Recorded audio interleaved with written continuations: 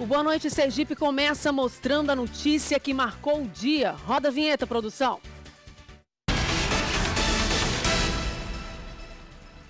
Olha só que absurdo. Vejam essas imagens. Subtenente da Polícia Militar aponta arma de fogo para uma atendente de supermercado no bairro Ponto Novo, em Aracaju. As imagens aí no ar, o comportamento foi tão absurdo que existe a suspeita de que o PM estaria embriagado. Sem que nem pra quê, apontou uma arma de fogo para a trabalhadora.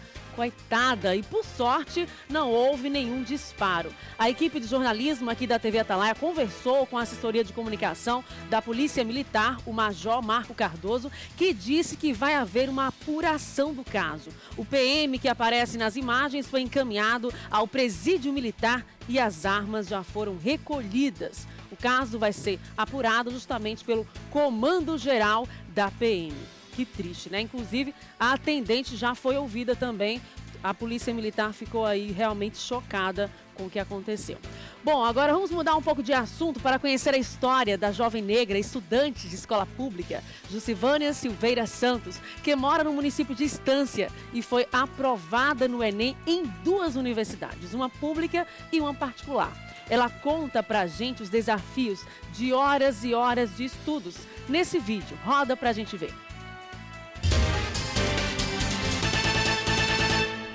Oi, Tamires, boa noite, Sergipe. Eu me chamo Jucivânia e sou do município de Estância.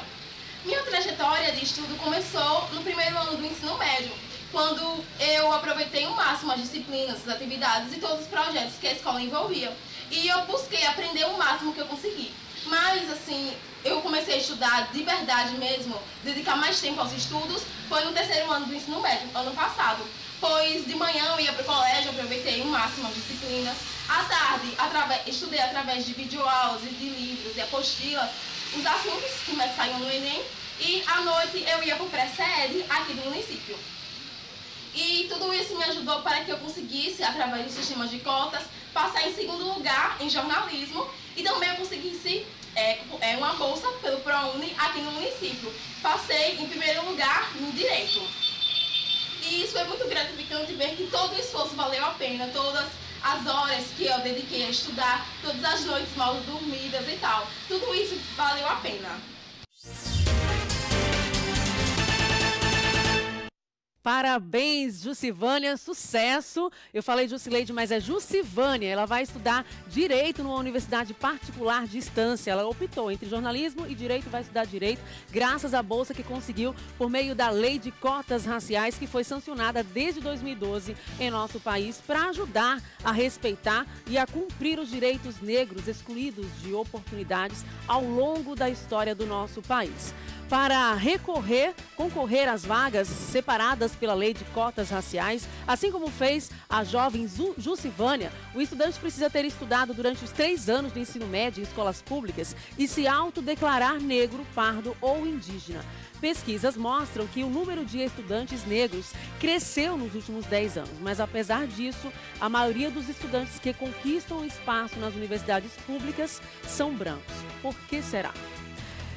Quem está aqui ao vivo para conversar sobre a implantação de cotas na universidade, assunto que merece ser alvo de debate no cenário educacional brasileiro, e o impacto das políticas públicas para o desenvolvimento social, é o professor do Departamento de Psicologia da Universidade Federal de Sergipe e pesquisador Marcos Eugênio Oliveira Lima, que tem estudos sobre processos de inviabilização das minorias sociais. O nosso WhatsApp já está aberto para você de casa interagir com a gente. Boa noite.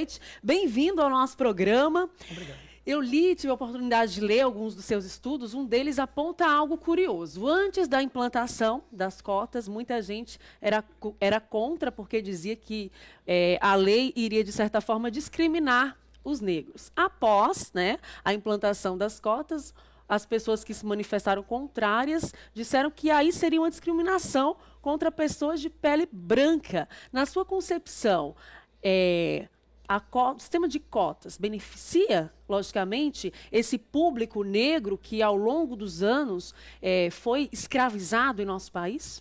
Então, boa noite. De fato, a gente fez uma pesquisa na Universidade Federal de Sergipe em 2005, professor Paulo Neves e eu, e uma equipe da Psicologia e de Ciências Sociais.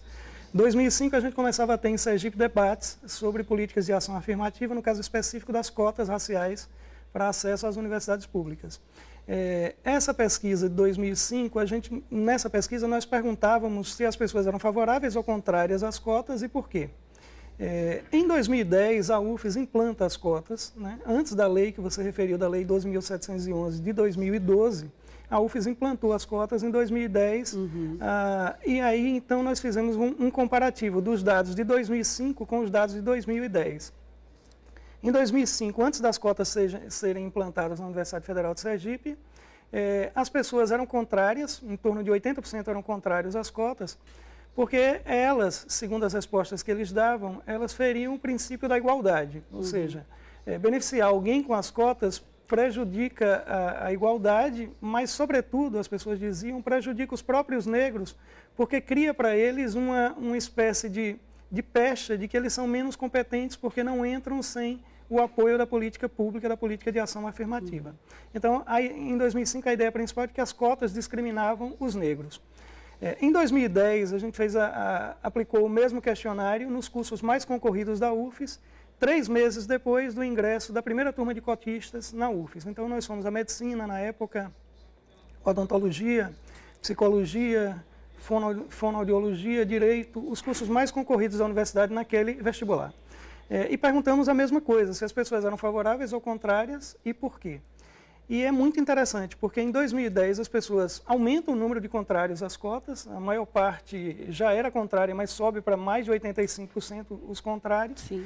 E o argumento em 2010 para ser contrário às cotas é de que as cotas, elas discriminam os brancos, ou discriminam os alunos que não precisavam das cotas, as cotas raciais. Naquele momento a gente tinha uma série de processos judiciais de alunos que obtiveram uma pontuação, alunos não cotistas que tinham obtido uma pontuação no vestibular mais elevada do que os alunos cotistas e não entraram porque eles concorreram a metade das vagas e os cotistas concorreram a outra metade das vagas.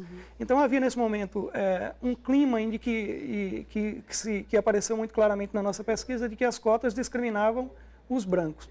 A nossa interpretação desse resultado é de que quando os grupos sociais ocupam um espaço social que uma estrutura racista que a gente ainda tem no Brasil pré-definiu para os grupos, quando eles estão ocupando esses espaços, as pessoas agem com um tipo de postura que a gente chama de paternalista, de afirmar, é ruim para eles, coitados, é discriminatório contra eles. Com certeza, essa estudante, por exemplo, que mora em Estância, ficou super feliz. Imagina, a família dela, a mãe, não terminou o ensino, ela está sendo a primeira da família que vai ter acesso ao ensino superior.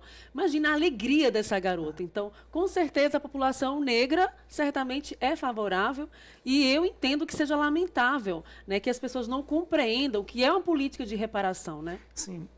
E quando as cotas são efetivadas, aí a ameaça à posição dos grupos sociais aparece e as pessoas que antes tinham mais acesso à universidade, porque a concorrência para elas era mais tranquila, porque elas disputavam o total das vagas, elas mudam a retórica da sua manifestação. Interrompeu o senhor rapidinho para interagir aqui com a Camila Maia, do bairro Grajeru, aqui de Aracaju, que está sintonizada com a gente. Ela fala, eu sou negra e cotista, o país tem uma dívida muito grande com todos nós. Nada paga as marcas da escravidão de nossos ancestrais, mas merecemos. É isso mesmo. Daqui a pouquinho eu volto a conversar contigo. Agora eu vou me aproximar aqui do telão do Boa Noite Sergipe. Vamos mudar um pouquinho de assunto para falar sobre a clínica Silhouettes Estética, que é uma franquia com mais de 90, essas são imagens do Exuberância, daqui a pouquinho a gente vai exibir as imagens aqui, agora sim, é uma franquia com mais de 90 mil unidades distribuídas em todo o Brasil. A Silhouettes é líder mundial na realização do tratamento chamado criolipólise,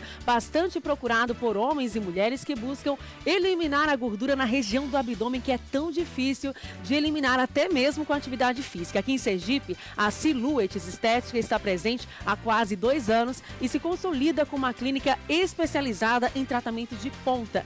A exemplo da seção de criolipólise, que reduz gordura, e também outros tratamentos que reduzem flacidez, celulite e até oferece depilação definitiva a laser. Lembrando que todos os tratamentos são autorizados pela Anvisa com total segurança e eficácia. A Silhouettes fica na Avenida Francisco Porto, número 327, no bairro Jardins, aqui em Aracaju. Agende a sua sessão. Invista em sua saúde, em sua beleza, em sua autoestima. Vamos rapidinho para um breve intervalo comercial. Já já eu volto com mais. Boa noite, Sergipe.